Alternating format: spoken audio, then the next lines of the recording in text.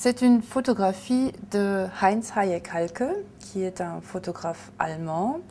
Il était actif au XXe siècle, entre 1920 et 1960 à peu près. Dans la vente de photographies du 10 mai, cette année, on propose 78 photographies de Hayek-Halke qui viennent directement de la fondation de lui, qui est basée à Berlin. Il a créé une œuvre vraiment unique dans l'histoire de la photographie au XXe siècle. La photographie s'appelle Nu, noir et blanc. Elle date des années 30, entre 1930 et 1936. Pendant ce temps-là, il a travaillé sur ce sujet, le sujet des nus abstraits, comme ça, noir et blanc. C'est un tirage d'époque, le tirage argentique, c'était la technique typique en photographie de l'époque.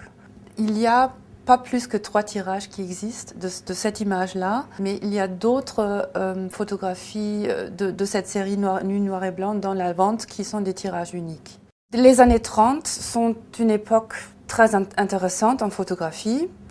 Et en Allemagne, la photographie de cette époque-là était beaucoup influencée par tout ce qui venait de l'Est, de la Russie en fait. Donc il y avait le constructivisme et surtout le Bauhaus.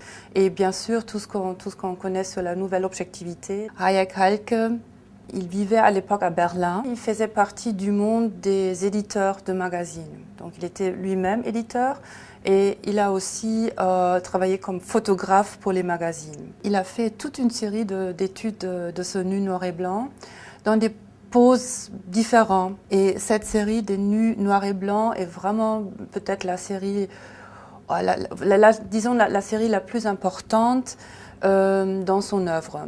Ce n'est pas une photographie classique. Il n'y a pas une perspective, il n'y a pas un premier plan, un deuxième plan, un arrière-plan. C'est vraiment assez plat. Le corps de la femme est représenté pas de façon conventionnelle, mais en mouvement, il se tourne.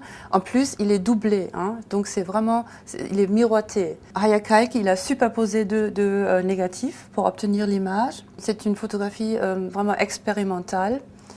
Et c'est un peu la synthèse de son œuvre de cette époque, des années 30, parce qu'il a travaillé beaucoup avec des techniques peu conventionnelles en photographie. Donc le montage, la superposition, le découpage, tout ça, ça vient du collage en fait.